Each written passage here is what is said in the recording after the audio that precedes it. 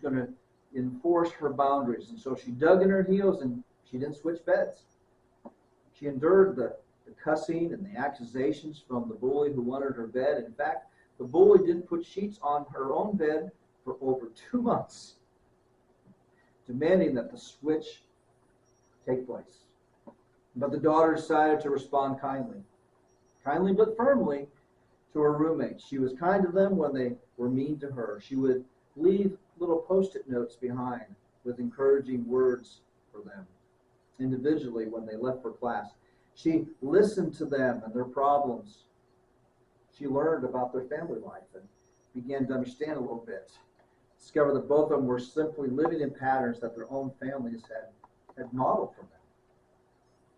By the end of the first semester, though, something started to change. The hearts of the two roommates began to thaw. They began respecting the pastor's daughter and seeing her as a safe, trusted person. And she became the one the others would come to with their problems. They even came for prayer. Remember how they needed Christians? They'd come for encouragement. And by the end of the school year, both roommates at a Christian college became Christians. They were both baptized at different times, and they proudly posted that on their social media about that new identity that they now had in Christ.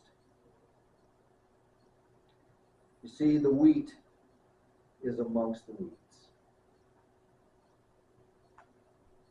Who we are a child of depends on how we choose to live and who we imitate. One child of God living in the same dorm with two children of the devil, based upon who they were imitating, can have a tremendous impact on their hearts and minds. She literally loved her enemies, and she won them over.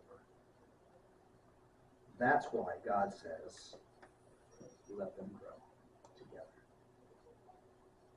The influence that is supposed to be taking place is the wheat helps change the weeds through God's miraculous power and Spirit.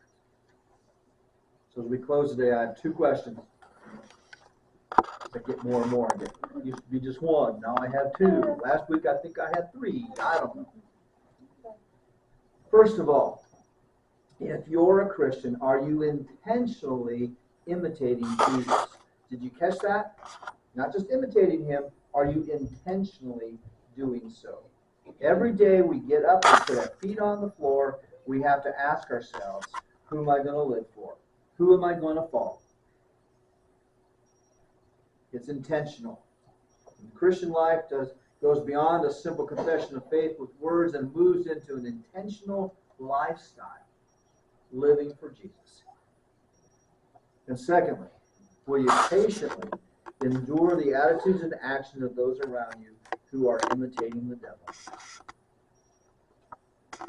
Can you leave today with an expectant hope that God might actually show up and do a miracle of changing weeds into wheat? It's possible. It's possible. God can make the difference. Whose child are you today? As we stand and we sing, answer that question.